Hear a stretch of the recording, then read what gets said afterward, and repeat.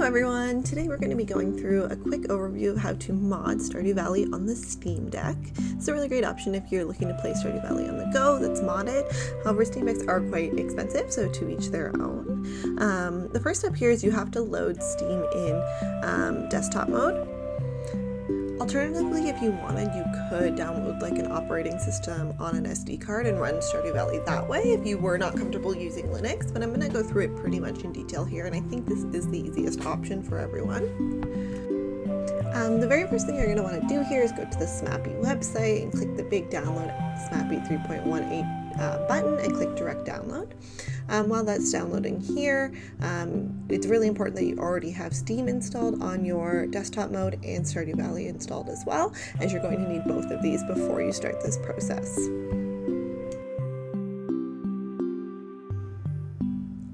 Once you have that installed, you're going to locate where it's been downloaded, probably to the downloads folder, and extract the file to that exact same location.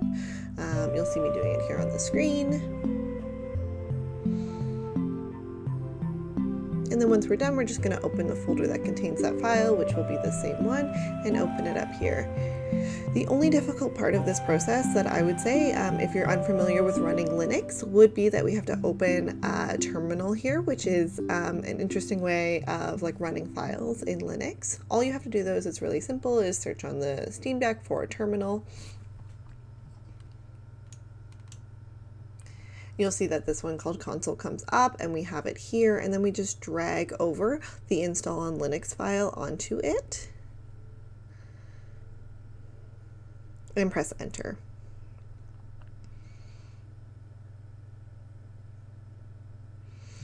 Once that happens, we kind of go through these commands like you would regularly. I press 2 for the text mode, option number 1 for the regular game pass, as we're not doing anything fancy, and then 1 install Snappy, and then it goes through that process, and then you're completely done and ready to mod the game.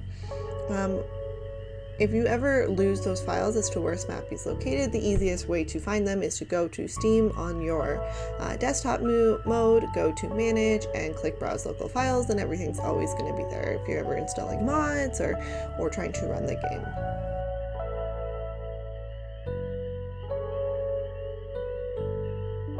You'll see here is the mod folder where you'll put all the mods in. I've already loaded it with about 60 mods, which the Steam Deck definitely can run on, and I'll show you how that looks at the end of the game.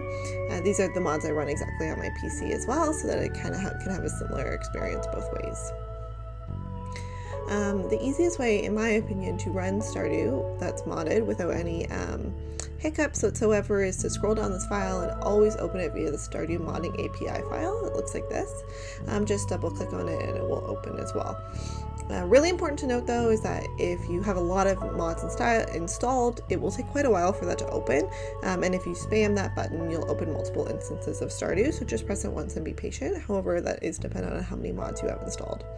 Here I'm just showing a really quick overview of how to install a mod directly onto the Steam Deck. If you wanted to, you could install mods onto an SD card and copy them into that mods folder, but this is how you do all of this without a computer 100% on the Steam Deck, which is a really good option for those who don't have a gaming PC.